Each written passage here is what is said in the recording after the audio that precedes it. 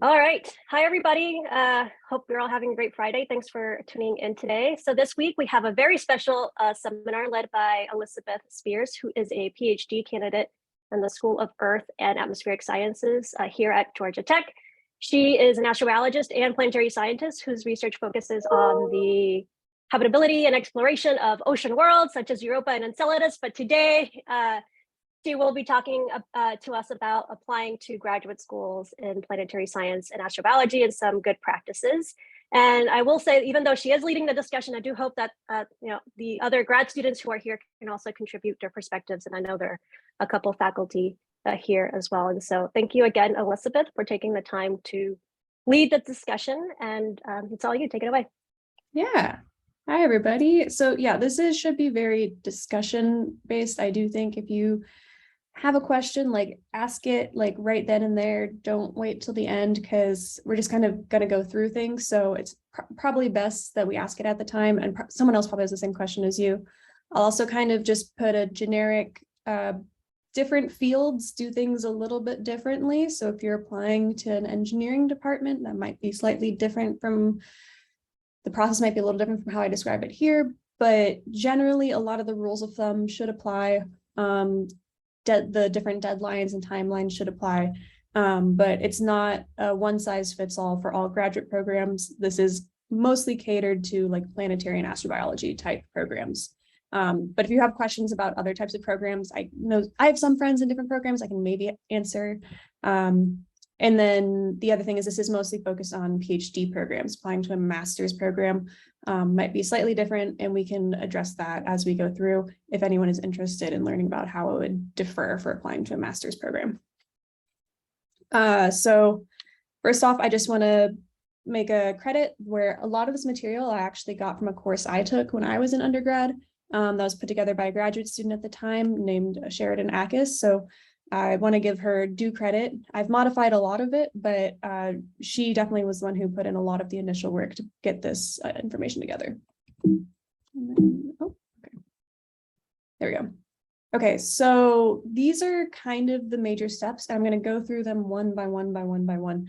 And as I said, feel free to interrupt me at any point, put it in the chat, raise your hand, anything like that. And we can discuss. Or if you're a grad student, you say I did that and that didn't work for me, or I did something different, go ahead and chime in because it's not as I said, it's not a one size fit all process. But the major steps, and we'll go through them one by one, are identifying potential programs and advisors to apply to, contacting those advisors, writing a personal statement, talking about funding and fellowships, how that operates, and maybe some steps you can take to apply to grants while you're an undergrad that you can then take with you to grad school, letters of recommendation, writing a CV, which is basically a resume, but for academia, actually filling out the applications, and then interviews once you get later into the process if you get accepted. So starting off, identifying potential advisors and programs. I know, let me see if I can get these links in the chat.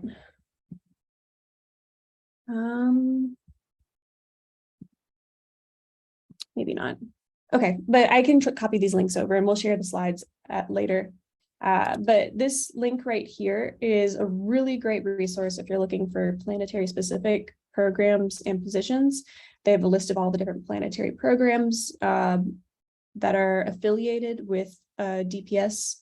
And then also there's an Excel sheet that a lot of professors who have graduate student position openings will put that in, and it gets updated annually. So if you're looking for programs and positions, this link right here will get you to that.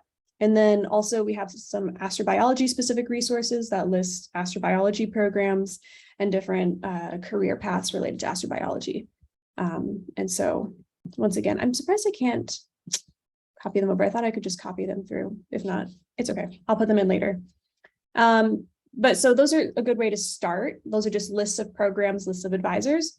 But another way to identify potential people to work with is to talk to people at your university. Tell them what your interests are, and then ask for advisor recommendations. So when I was an undergrad, I was in a program that was actually mostly kind of Mars specific, and then a little bit of like meteorite research. But I was interested in ocean worlds, and so I didn't really know where to start or who to look for in regards to that. And so talking to people at your university, they probably know someone. And that is actually how I found my current advisor. If someone was like, hey, there's this person that's actually kind of new. She's been a professor for a couple of years now. You may not find her initially, but she might be someone you might want to look into. So those are always a good resource. And then look in different departments, especially if you're applying to astrobiology. You might be applying to a geology department at one school, a chemistry department in another, or an astronomy department in another place. So planetary science and especially astrobiology are very interdisciplinary. There are advisors in all kinds of departments, which might make this process a little bit more complicated. So just be aware of that you might need to be looking and don't let that scare you off. If you are like a geology major and you're applying to a chemistry or astronomy department, don't let that scare you away. You can probably still apply. And as long as the advisor is like supportive of that, it depends on what the program requirements are, but it may not be an issue. So once you have that list, and I would say in terms of timeline, start that maybe August, September, like 1 year before you would start. That took me a really long time. Honestly, it was one of the largest holdups when I was applying, was figuring out who I wanted to apply to. But once you have that list, and I would recommend probably a list of like 5 to 8 people, go ahead and contact them.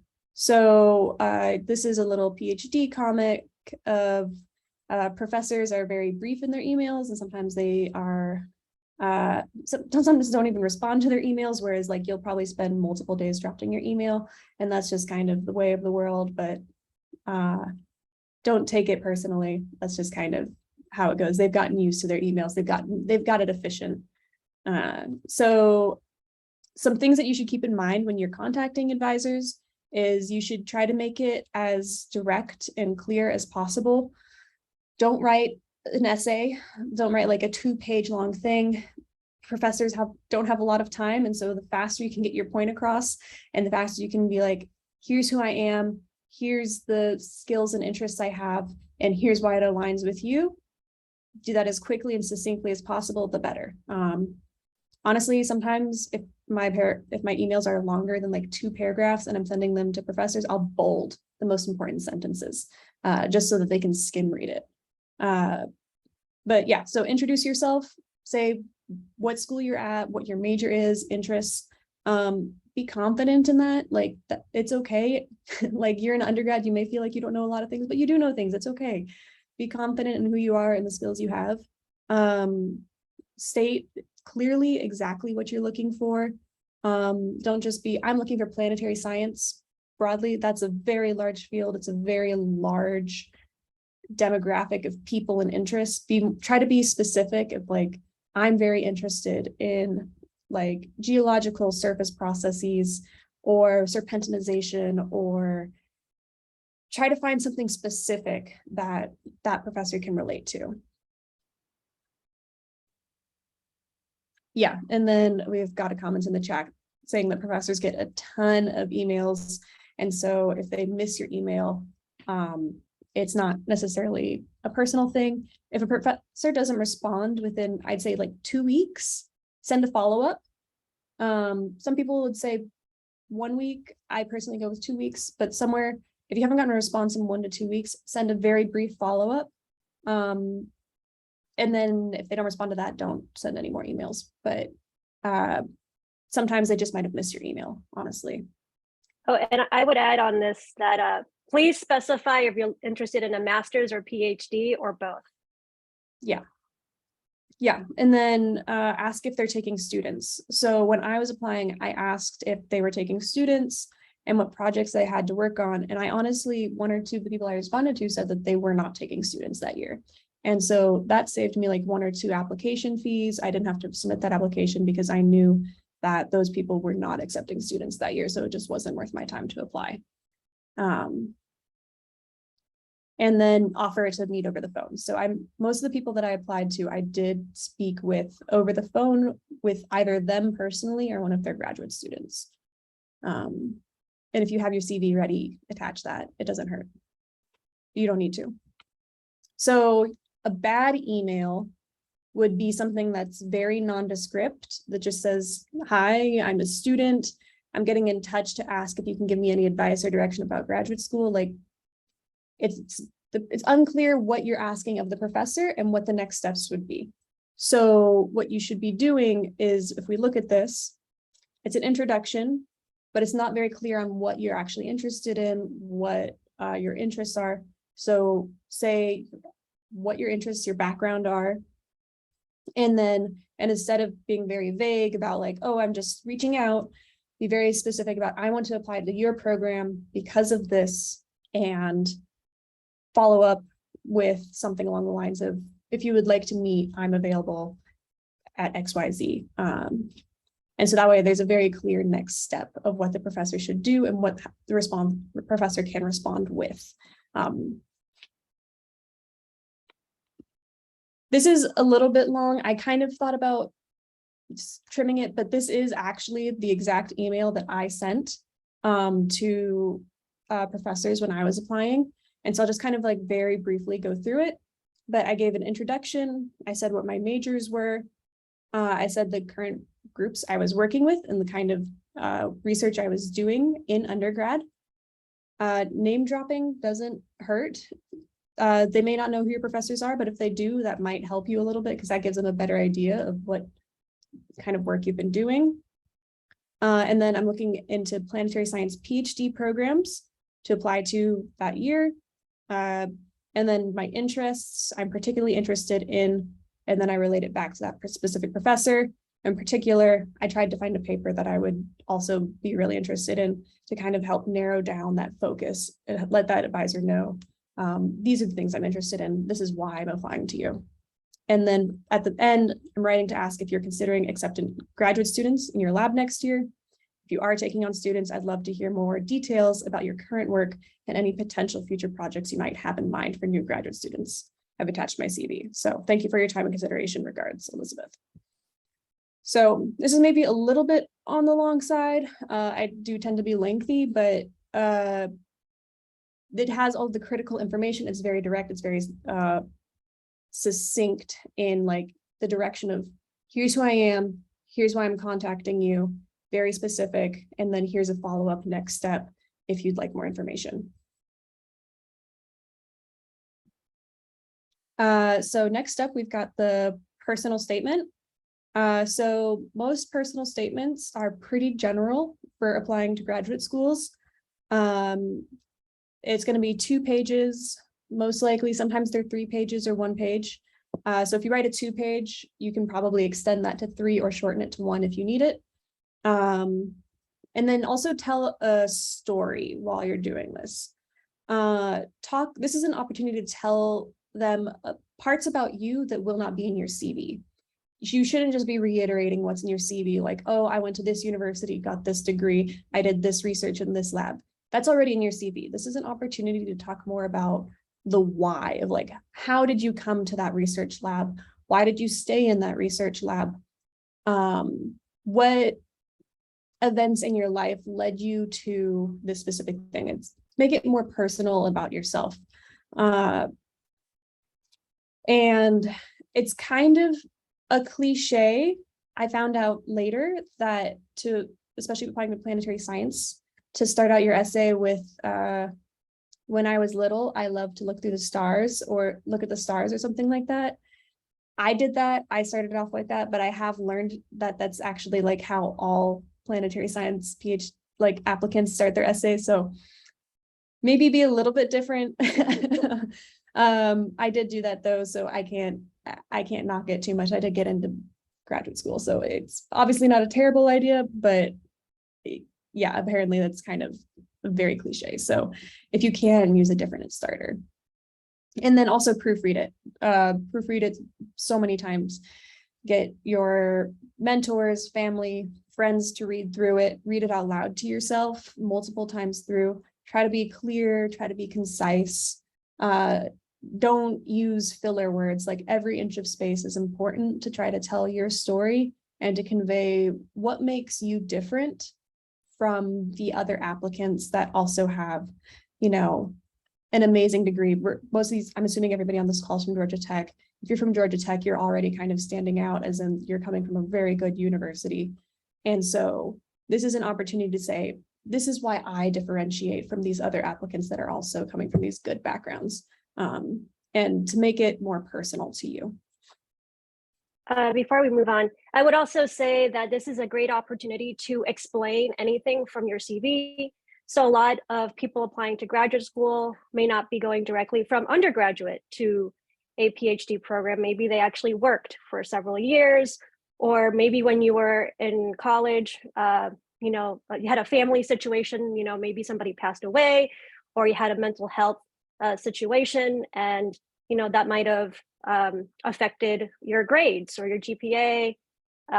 And so it is another opportunity to explain, you know, some of the gaps, or like I said, grades or anything like that, if you're comfortable. And of course, that's anything that you write in your personal statement has to go back to whatever you're comfortable sharing with other people, because it is sometimes emotionally taxing to share personal information like that. But if you are comfortable, that would be an opportunity to do that.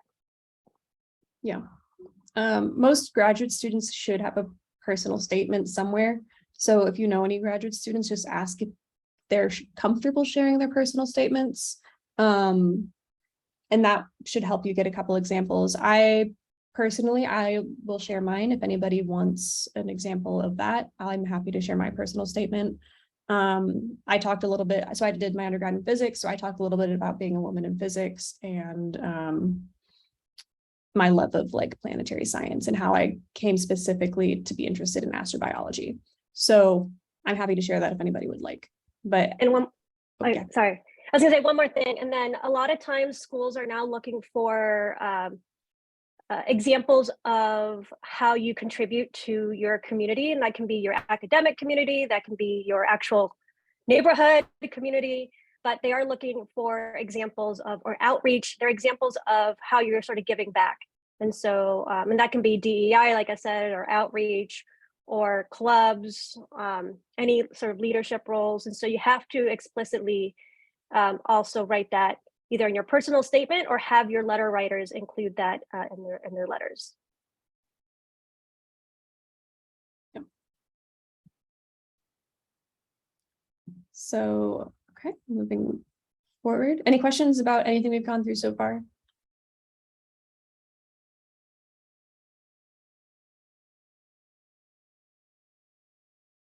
I'm not hearing or seeing anything, so I'm going to keep going. And sometimes I do talk fast. I've been told, so if I ever start talking too fast, let me know and I can slow down. And then it seems like Amanda put something in the chat. Yeah, so that's really useful. I would take up that opportunity and talk with maybe a professor who knows what the admissions process is, if you can. Okay, and I guess we talked a little bit about this quite a bit, but some things that can go into this are, once again, what's special, unique, distinct, or impressive about you and your life story. When did you become interested in the field? What kind of like reinforced that? What are your career goals? I think a lot of people enter into a PhD not really knowing what the long-term output is or what they want on the other side. And so if you make it very clear that this is why you want a PhD, and this is why you want to dedicate your next 4 to 7 years of your life to this specific thing, that definitely helps, because PhDs are long, PhDs are hard. And so if you know why you want to do it, it'll make it a lot more compelling, and it'll make it more likely that you will stay and finish through that PhD, and advisors will see that. What skills do you possess? Show proof, give explicit examples. So if you did a lot of leadership positions, give examples of that. If you are really into science communication, give explicit examples of these are some of the events that I did, or things I partook in, but be very specific. Illustrate why those skills are things that you have and how you've improved upon them. And yeah, so what might be compelling for an admissions committee? And that could be a lot of different things. It's not just all about academics. Okay, funding and fellowships. So this is not blatantly when I said there are some things that are different from masters and maybe potentially other programs. But this is if you are applying to a STEM, so science, technology, engineering, mathematics, PhD program, you should not be paying for that program. They should be paying you. There are some, if you're doing a master's program, there's some exceptions to that. Some master's programs will pay you, some will not. And then if you're doing a PhD in the humanities, sometimes they don't always pay you. But if you were doing a STEM PhD, they should be paying you. A lot of people don't know this. And so you should not be going into debt in order to get your PhD if you're going to be doing this in like planetary science or astrobiology. And it should be a red flag if someone is not paying you. So there are a couple different ways that you will get funded in graduate school. And these are some things that when you're applying, you might want to ask about. So you can either be a research assistant. So that means you're getting paid through a research grant that your professor has. And you are getting paid by doing research work. You can also be a teaching assistant. And so with that, you are getting paid through teaching and by being a TA. So I'm currently on a TA ship, but in previous semesters, I was on an RA ship. And that's something that you might want to talk about with your potential future advisors. And then the third way to get funded are fellowships. And so these are things that you usually apply to. Some of them you can get nominated for, but for most of them, you will send in an application to an internal or external process, and you will get selected and they will pay for you to do your degree. And so if you get a fellowship, it's a really big deal because that means that your professor doesn't have to pay for you, your department doesn't have to pay for you. You are essentially kind of free. And so if the advisor you want to work with doesn't have money that semester, they can take you on, which can open up a lot more opportunities. So this is something that you should definitely consider. It also just shows that you're very compelling candidate. If you get a competitive fellowship, that shows that you're a competitive candidate, and that will often give you that kind of upper edge when you're applying. So some things that you can apply to as an undergrad in your last year of undergrad. So you can apply to the NSF GRFP, which is the National Science Foundation Graduate Research Fellowship Program. And that's due mid-October, I think. And then also the NASA FINIST. I honestly can never remember what the FINIST acronym stands for. But if you can apply to both of those, I'm pretty sure I think you can apply to FINIST as a senior undergrad. And then if you get that, you'll probably find out in spring, you can email your potential advisors and be like, hey, I got this fellowship. And that's very, very, very compelling. Oh, so there we go. FINIST is Future Investigators in Earth and Space Science and Technology. So,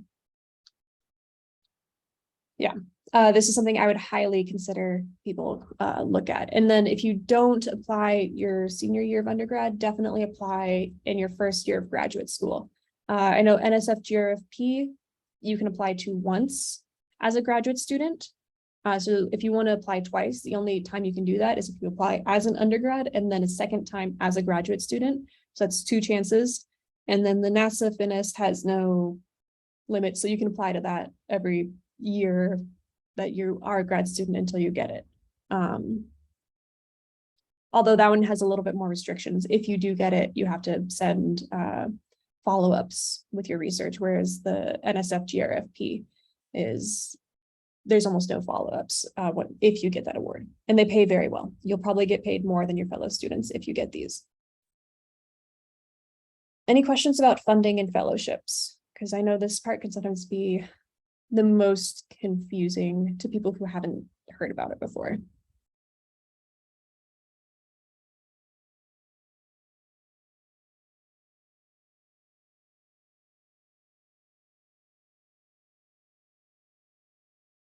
Okay, moving forward.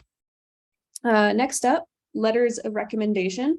And so this is yet another PhD comic where the student goes up and asks the person if they can have a letter of recommendation, and the professor doesn't remember who they are, which is not a scenario that you want to be in.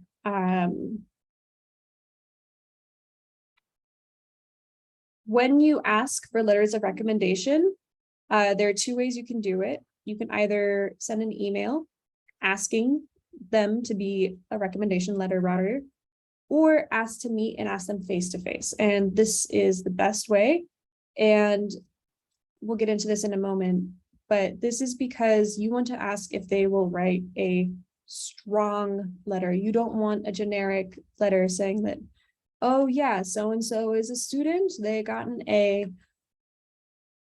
and they showed up on time to class. That does not give a lot of information about who you will be as a future graduate student necessarily. And so when I say a strong letter, that's a word that academics just they just know what that means. It just means if you ask your reviewer or letter writer very specifically, will you write me a strong letter of recommendation? They will know exactly what that means. And they should be honest with you. They absolutely should be honest with you about whether or not the letter will be average, good, okay, or strong, which means that they will sing praises about how amazing you are and that you are a fantastic option for a future PhD program. Communicate your goals for graduate school and career to these people that are writing your recommendation letters. This is why it's good to meet face to face. So you can have a discussion about, they might know you on like a professional level, but it's good to let them know, like, this is why I've been doing this. Maybe they can get to know a little bit more intimately why this is what you want to do. And so they can put that into their letter and they can extrapolate and they can say, oh, you know, that they're interested in this. And, you know, they're in this club. They may not know that you're in specific clubs like Exploragens, for instance. It also helps to send a CV and transcripts so they can talk a little bit about preparedness and say they may not know exactly which courses you've taken and they can use that in their letters. And then finally, ask them several weeks in advance. Tell them the due date for all of the applications you're applying to and let them know several weeks in advance. So a lot of applications are due in December-ish. So the latest you want to be telling them, asking them to be a letter of recommendation writer is probably like late October. But ideally, you should probably be contacting them honestly about now or in the next 2 weeks. Okay,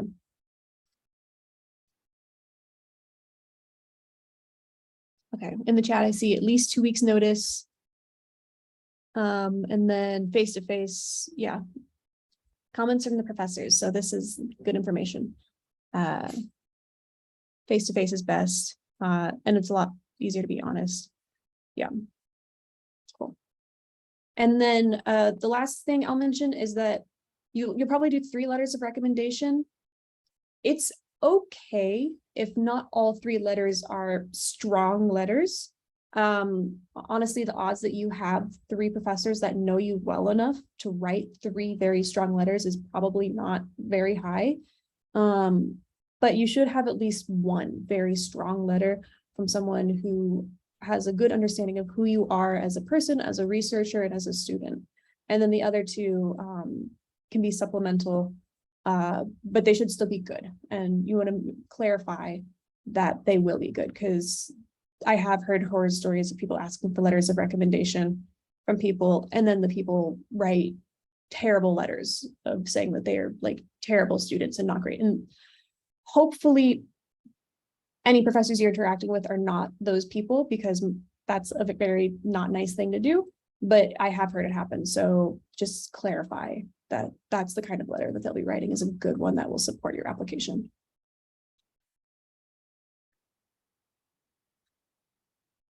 Oh, and then send a thank you card. After the whole process is done, just when you're done with the whole thing, be like, hey, I got into this school, follow up, let them know that like it helped and you really appreciated that they took the time, because it sometimes takes multiple hours to write these letters. And so they are taking the time to think about you and help you.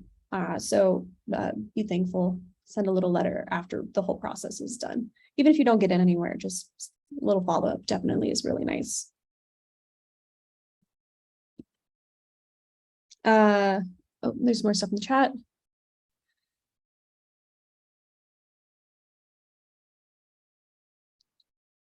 Yeah, if someone makes you write your own letter,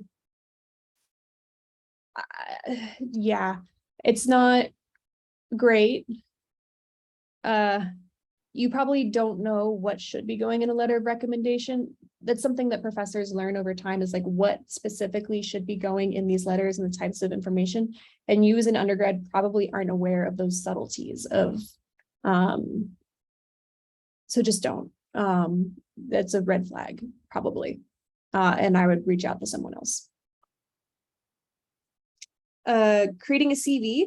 So this is basically a resume, but it's more focused on academics. So it's going to basically show what type of research experience you have, what your degrees are, if you have internships or things like that, you'd list that there. You probably wouldn't list non-academic jobs unless you feel you can. I'm on the line about, especially for undergraduates, whether or not you include non-academic jobs like babysitting or catering or things like that in your CV. It probably won't hurt, but if you have enough information already in it and you need to get an extra line or two, that might be something you might consider removing. So CVs will be a lot longer than resumes. Resumes are usually 1 or 2 pages. A CV for, I think, the typical undergrad applying to graduate school will usually be about 3 pages, but they can be more. I have seen some professors that have 15+ page CVs, like they're almost like tiny autobiographies. As an undergrad, you probably it should not be that long. It should really probably be, you'd likely be like 3 pages, depending on what your experiences are. And then things that should be included should be your name, contact info, your education, any related employment, research projects that you've been a part of, skills and experience. So if you know specific coding or software packages, that's a place to list that. If you're familiar with different lab equipment, you should list that. And then a reference list. So those recommendation letter writers that you contacted before, it helps to put them on the bottom of the CV. I know I also listed my relevant coursework in mine. I think I actually have a link to mine that I submitted when I was applying at the very end of all of this. But get examples from other people. Everyone in academia will have a CV, and you can get lots of examples of what to put and how to format it.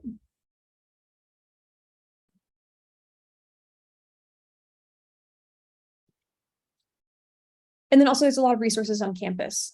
There are a lot of writing resources, career resources that you can find on campus. There's a lot of people that will sit down with you and walk through your CV and edit it with you. I personally don't know what they are, so haven't listed them here. Probably in future years, as like this PowerPoint gets built out, I can add stuff, but I personally haven't used those resources on campus, but I know that they exist. And then also you can email me. So this is my email. This is my personal email, and I am happy to give a few pointers on CVs. So if you want your CV edited, I'm happy to help out. And then, Chinmay mentioned that foreign nationals can mention their country of citizenship, and that can help letting the committee know your home country. And then, especially if you're kind of going in space-related fields, ITAR, which is the International Trade in Arms, something, or I forget what the R stands for. Basically, if you're doing anything related to rockets, that'll usually be ITAR related. It might be useful to list your citizenship if you're a non-US citizen. International traffic in arms regulations, yeah. Basically, rockets count as giant weapons. So if you are doing aerospace related research, there's a potential that it's ITAR restricted. And if you're from specific countries, you may not be able to work on it. Any questions?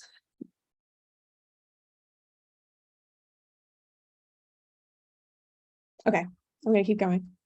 Filling out applications, give yourself enough time, follow the directions, read the instructions multiple times over.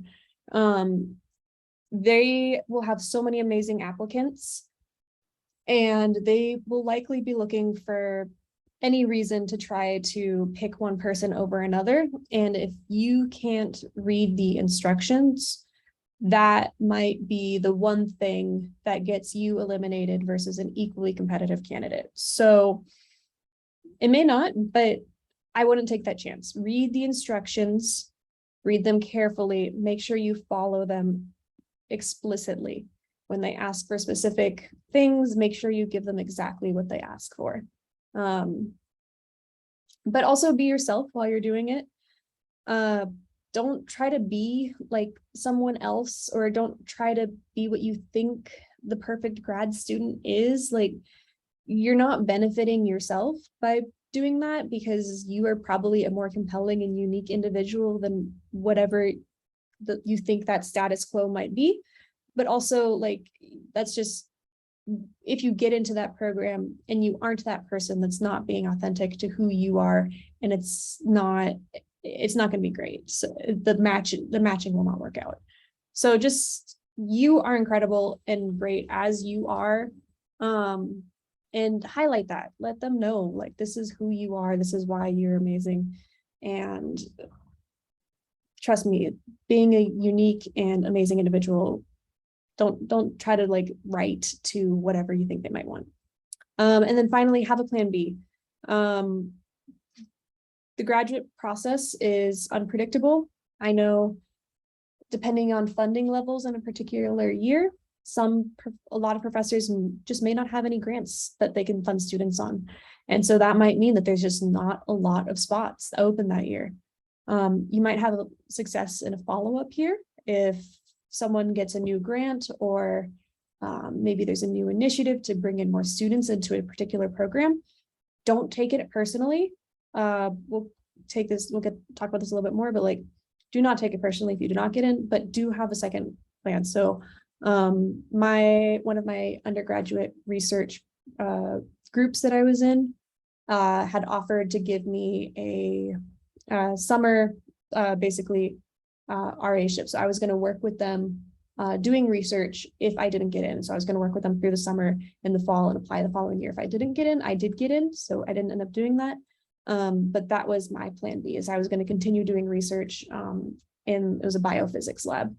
So have that backup plan. And then once again, I'm going to reiterate this, allow enough time, because if you miss the deadline, that's it.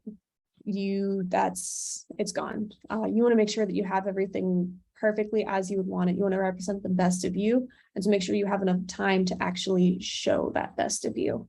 Make a spreadsheet, list who you've reached out to for recommendation letters, if they've sent those letters, if you finish the statement of purpose for that school, when the application deadlines are, if GREs are required, and then when your GRE scores are. It might also help to take your GREs a little bit early, just in case you want to take it a second time. I took the GREs a second time. I took it once and I did not do great, because apparently I forgot how to do geometry through the multiple years of undergrad that I had been. I hadn't done geometry in years. And so when I actually got there, I was like, I don't remember how to do sines and cosines. So I retaught myself over Thanksgiving break, took the GREs a second time, and I did much, much, much better. But a lot of schools are doing away with the GREs, so ask about that.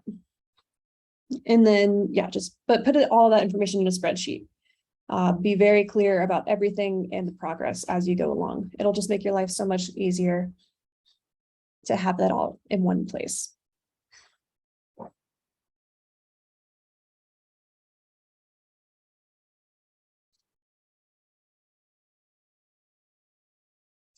Yeah, GRE is not predictive of student success. Yeah, it's a flawed system, for sure, and it's expensive. Actually, the second time side story, if we have time, because I do notice we're getting coming up on the hour, but I'll tell you about my GRE experience in the second time. That was a little weird, if we have time. So graduate school interviews for planetary programs. This might be different for other fields. So this is where I'm saying this is a very planetary focused presentation, but for planetary programs, you'll get an interview after you've been accepted. So this is them applying to you and trying to convince you to go to their school. All the costs will usually be covered. It's either paid up front or reimbursed later. And you'll usually leave on a Friday or a Thursday, and then you'll do one full day of stuff. So the most important thing I can tell you is wear comfortable shoes and clothing. You are going to be walking around campus. You're probably going to be walking miles. Your day is probably going to start at 8 a.m. and it's going to end at 9 p.m. They are tiring. They're a lot of fun. They're amazing. And you learn so much, but they are tiring and they will be non-stop. Wear the most comfortable shoes you have. And if you're going to Tempe, Arizona, don't wear a full suit and blazer. You're going to overheat. It's going to be terrible. Dress comfortably. And you don't need to go full formal. Usually just a nice blouse and some good slacks will work. Honestly, a nice pair of jeans is probably fine. Once again, this is planetary specific. If you're applying to an engineering school, that might be more formal. I'm not sure. I would ask people in those departments. But at least for the planetary side, especially if you're at more geology, you can be a little bit casual. But yeah. And then while you're there, you're going to ask questions, ask the graduate students about life, ask them if they're happy, ask them the thing that they're least happy with about the program. And they should be honest with you. They really don't have a reason to not be honest with you. Especially if you'll have an opportunity to talk with the students without any professors or administration there. If you don't have an opportunity to talk with students unattended, that might be a red flag. But go ahead, talk to students, ask them to be honest with you. Can they afford to buy an apartment on the stipend? Do they have roommates? Where do they live? Do people have a life outside of work? Do people have hobbies? These are just things to ask to see if this is a place that you can thrive, because you will be there for 5 years, 6 years, something like that. So that's a very large part of your life, and you want to make sure that's a place that you can thrive. And then when you come out the other side, you're going to be a better person. And you won't be a better person if you hate where you're at, and it's just not a happy place to be. Questions for professors are going to be a little bit more administrative oriented. You're going to ask about courses. What do the students typically do after graduating? How long does it typically take people to graduate? Is it taking people 5 years, 7 years, 10 years? Those are things you want to know before you go into the program. Will you need to TA? How often will you need to TA? And then ask about the candidacy exams, ask about the failure rate on the candidacy exams. Are 50% of the students getting failed out after their second year? That might be something that you don't want to be in, because that's not a program that's supportive of students. And then also to ask what questions they have for you, because they're getting to know you. They probably don't know a lot about you beyond your CV. So that's a chance for them to try to get an idea of what your interests are, and maybe you can start formulating a project together.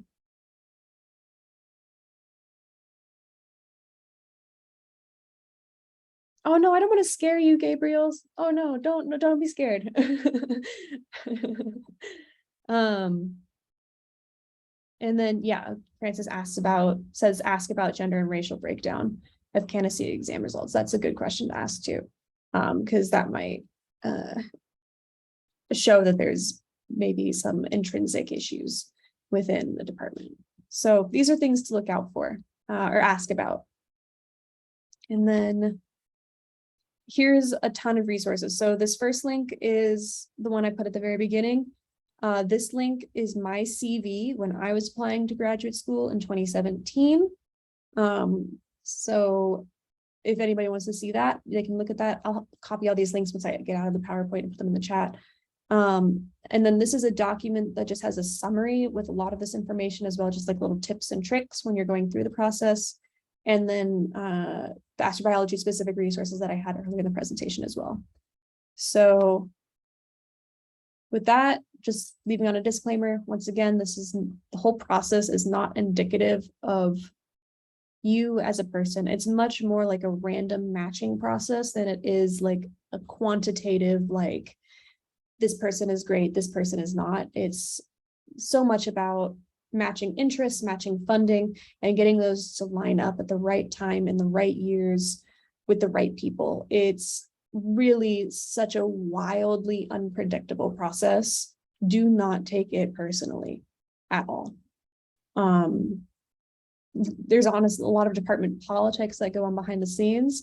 So it might be that, you know, the department you're applying to is trying to actually minimize their planetary program, and they're trying to expand some other type of subfield. And so they're trying to reduce the number of graduate students in planetary.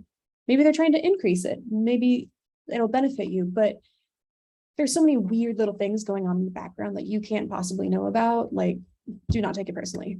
And with that, I'm going to exit this and I'll copy those links over, and just, I think we've got like 10 minutes where we can debrief and vent or talk or ask questions. So yeah. Copy.